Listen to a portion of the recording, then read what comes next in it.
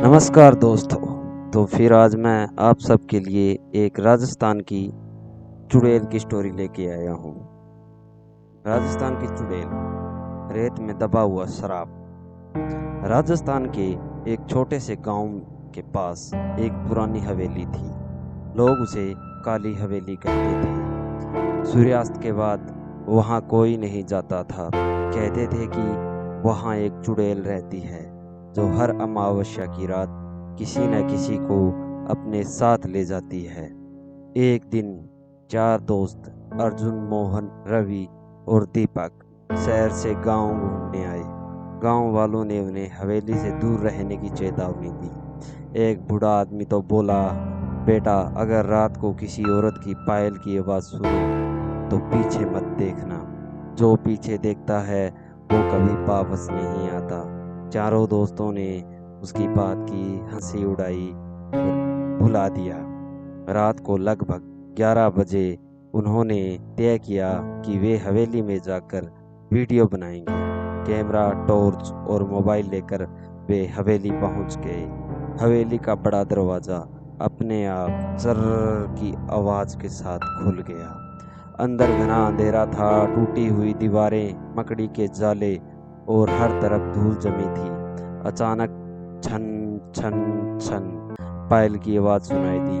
मोहन बोला, यार, ये आवाज़ कहाँ से आ रही है? अर्जुन ने टॉर्च घुमाई लेकिन कोई नहीं दिखा। फिर अचानक दीवार पर एक औरत की परछाई दिखाई दी लेकिन सामने कोई खड़ा ही नहीं था। रवि डर गया। रवि बोला डर के, चलो यहाँ से निकलते हैं, यहाँ मुझे कुछ अजीब लग रहा है। तभी हवेली का दरवाज़ा अपने आप बंद हो गया। चारों अंदर फंस गए और बहुत डर गए। कुछ ही देर बाद ऊपर की मंजिल से औरत के रोने की आवाज़ आने लगी। दीपक बोला, चलकर देखते हैं। जैसे ही वे सीढ़ियाँ चढ़ने लगे, हर सीढ़ी पर लाल रंग के ताज़ा पैरों के निशान दिखाई देने लगे जो अचानक उनके सामने ही बन रहे थे, जैसे कोई अदृश्य औरत अभी अभी ऊपर जा रही हो। चारों के शरीर में डर दौड़ गया। ऊपर पहुंचकर उन्होंने एक कमरा खोला। कमरे के बीचों बीच एक पुराना आईना रखा था। जैसे ही अर्जुन ने आईने में देखा, उसे अपने पीछे सफ़ेद साड़ी पहने खुले बालों वाली एक औरत दिखाई दी। वह घबराकर पीछे मुड़ा लेकिन पीछे कोई नहीं था। फिर उसने दोबारा आईने में देखा।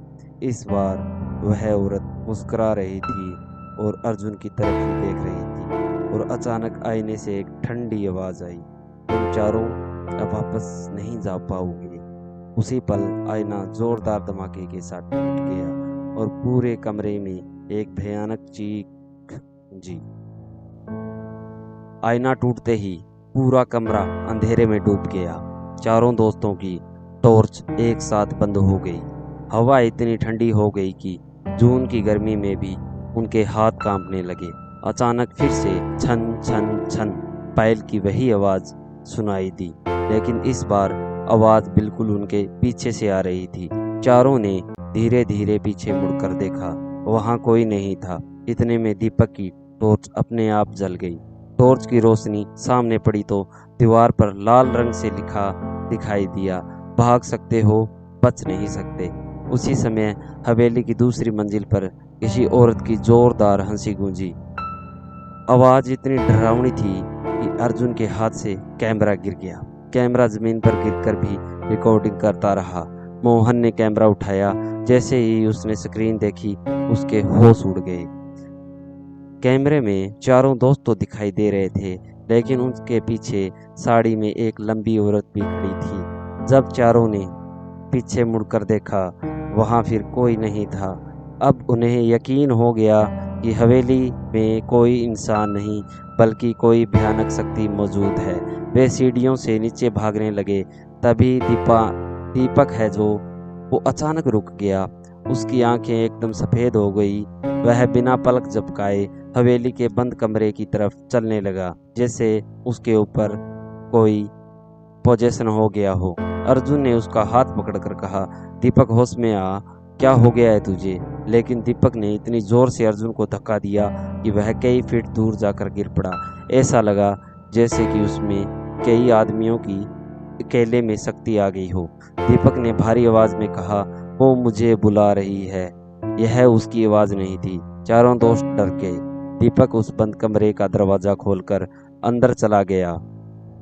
कमरे के बीचों बीच एक पुराना लकड़ी का संदूक रखा था। संदूक पर मोटी लोहे की जंजीरें बंधी थी और उस राख से बना एक अजीब सा तांत्रिक निशान था। जैसे ही दीपक ने जंजीर को हाथ लगाया, पूरा कमरा जोर जोर से हिलने लगा। खिड़कियां अपने आप खुलने बंद होने लगी। अचानक संदूक का ढक्कन अपने आप खुल गया। उसमें एक पुरानी डायरी, चांदी की पायल और एक सूखा हुआ काला गुलाब रखा था। जैसे ही अर्जुन ने डायरी उठाई, उसके पन्ने अपने आप पलटने लगे। आखिरी पन्ने पे लिखा था, मुझे झूठा इल्जाम लगाकर चुड़ैल कहकर इसी हवेली में जिंदा जला दिया गया। जिसने भी मेरी मौत देखी उसका पूरा खानदान खत्म हो गया।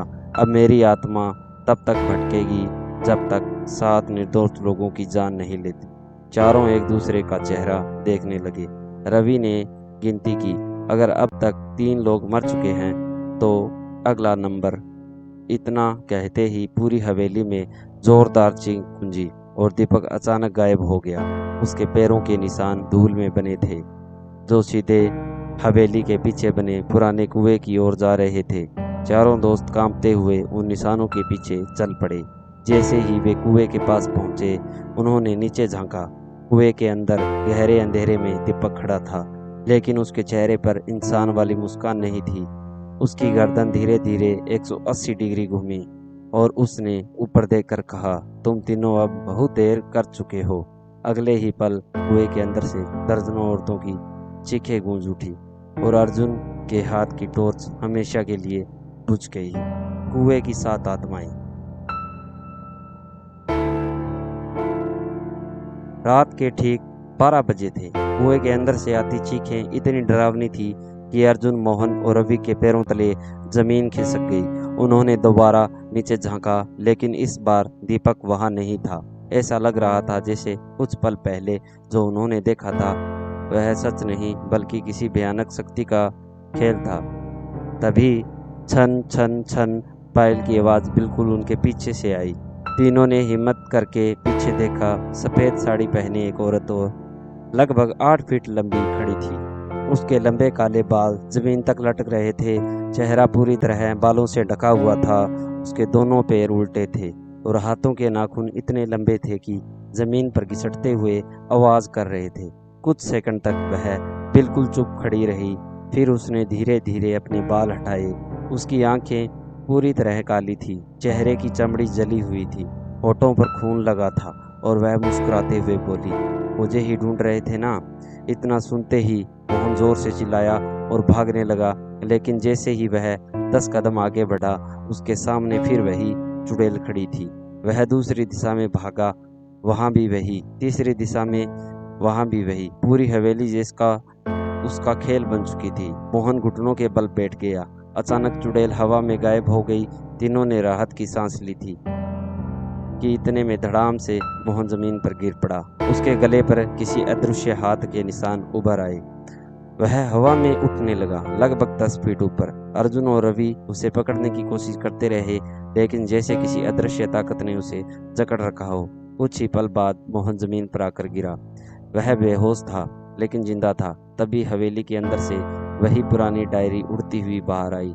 उसके पन्ने अपने आप खुलने लगे। एक पन्ने पर लिखा था, जिस कुएं के पास तुम खड़े हो उसमें सिर्फ मेरा नहीं 7 निर्दोष लड़कियों का खून बहाया गया था। उनकी आत्माएं आज भी न्याय का इंतजार कर रही है। अर्जुन को अचानक याद आया कि गांव का बूढ़ा आदमी कुछ कहना चाहता था। वह तीनों मोहन को लेकर किसी तरह हवेली से बाहर भागे। गांव पहुंचते पहुंचते सुबह होने लगी। सीधे वे उसी बूढ़े के घर पहुंचे। बूढ़े ने उनकी हालत देखी तो समझ गया कि वे हवेली से लौटे हैं।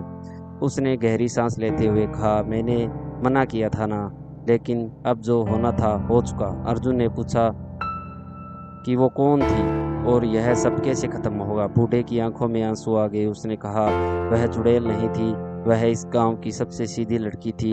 कुछ लालची जमींदारों ने उस पर झूठा इल्जाम लगाया, उसे तांत्रिक कहकर हवेली में जिंदा जला दिया। मरते समय उसने कहा था, जिसने मेरा सच नहीं सुना उसका सच भी कभी नहीं सुना जाएगा। फिर बूढ़े ने संदूक से एक पुरानी लोहे की चाबी निकाली। उसने चाबी अर्जुन के हाथ में देते हुए कहा, हवेली के तहखाने में एक बंद कमरा है, वहीं इस शराब का असली राज छिपा है। लेकिन याद रखना। वह अचानक चुप हो गया। क्या? अर्जुन ने घबराकर पूछा। बूढ़े ने कांपती आवाज में कहा, आज अमावस्या की आखिरी रात है। अगर सूर्योदय से पहले श्राप नहीं टूटा तो अगला सूरज तुम में से कोई नहीं देख पाएगा। उसी समय घर के बाहर फिर वही आवाज गूंजी, छन छन छन। दरवाजा अपने आप खुल गया। बाहर कोई नहीं था, लेकिन मिट्टी पर 4 जोड़ी उल्टे पैरों के निशान बने हुए थे, जो सीधे अर्जुन के घर की ओर जा रहे थे। रात के 2:30 बजे थे। बूढ़े की बात सुनने के बाद अर्जुन, रवि और बेहोश मोहन को लेकर फिर से काली हवेली की ओर निकल पड़े। अर्जुन की जेब में वही पुरानी लोहे की चाबी थी। आसमान में घने काले बादल छा गए थे, तेज हवा चल रही थी और दूर दूर तक सिर्फ सन्नाटा था। जैसे ही वे हवेली के अंदर पहुंचे, मुख्य दरवाजा अपने आप बंद हो गया, धड़ाम से। वही पूरी हवेली में फिर वही डरावनी हंसी गूंज उठी। अर्जुन ने कांपते हुए कहा, आज जो भी होगा इसका अंत करके ही जाएंगे। तीनों टॉर्च की रोशनी में हवेली के पीछे बने पुराने तहखाने तक पहुंचे। लोहे का एक विशाल दरवाजा सामने था। अर्जुन ने चाबी ताले में डाली। दरवाजा धीरे धीरे खुला। अंदर से सड़ी हुई मिट्टी और धुएं की बदबू आ रही थी। तहखाने के बीचों बीच एक पत्थर का चबूतरा था। उस पर 7 मिट्टी के घड़े रखे थे। हर घड़े पर एक लड़की का नाम लिखा था, लेकिन 7वां घड़ा खाली था। उस पर सिर्फ इतना लिखा था, अगला। अर्जुन के शरीर में सिरहन दौड़ गई। तभी पीछे से आवाज आई, वह घड़ा तुम्हारे लिए है। तीनों ने पीछे देखा कि उसकी आत्मा उनके सामने खड़ी थी। इस बार उसका चेहरा गुस्से से भरा हुआ था। उसकी आंखों से काले आंसू बह रहे थे। वह धीरे धीरे हवा में उठने लगी। पूरे तहखाने की दीवारें कांपने लगी। अचानक बेहोश पड़ा मोहन जोर से चिल्लाया। उसकी आंखें खुली, लेकिन उसकी आवाज किसी और की थी, मैं दीपक हूँ, मुझे बचाओ। अर्जुन समझ गया कि दीपक की आत्मा अभी भी जिंदा है। उसी समय उसे डायरी का आखिरी पन्ना याद आया। उसमें लिखा था, मेरा बदला नहीं, मेरा सच दुनिया के सामने लाना, तभी मेरी आत्मा को शांति मिलेगी। अर्जुन ने जोर से कहा कि हम तुम्हारा सच गांव वालों तक पहुंचाएंगे। जिसने तुम्हारे साथ अन्याय किया उसका सच सबको बताएंगे। कुछ पल के लिए पूरा तहखाना शांत हो गया और उसकी आंखों में भी आंसू गिरने लगी। उसका डरावना चेहरा धीरे धीरे बदलने लगा। वह अब वैसी दिखाई नहीं दे रही थी जैसे शायद अपनी जिंदगी में रही होगी। उसने धीमी आवाज में कहा, मुझे बदला नहीं, इंसाफ चाहिए था। इतना कहते ही 7 घड़े अपने आप टूट गए। पूरा तहखाना तेज रोशनी से भर गया। दीपक की आत्मा उस रोशनी में दिखाई दी। वह मुस्कुराया और धीरे धीरे हमेशा के लिए गायब हो गया। अब उसकी आत्मा भी आसमान की ओर उठने लगी। जाते जाते उसने कहा, अब यह हवेली कभी किसी की जान नहीं लेगी। सुबह की पहली किरण के साथ हवेली का श्राप टूट गया। गांव वालों ने बाद में तहखाने से पुराने सबूत निकाले और उसके साथ हुए अन्याय की सच्चाई सबके सामने आई। कई साल बाद काली हवेली को तोड़ दिया गया, लेकिन आज भी गांव के बुजुर्ग कहते हैं कि हर अमावस्या की रात जहां भी कभी वह हवेली, वहां दूर से पायल की हल्की सी छन छन सुनाई देती है। लोग कहते हैं वह अब किसी को मारने नहीं आती, यह देखने आती है कि किसी बेगुनाह के साथ फिर से वैसा अन्याय तो नहीं हो रहा।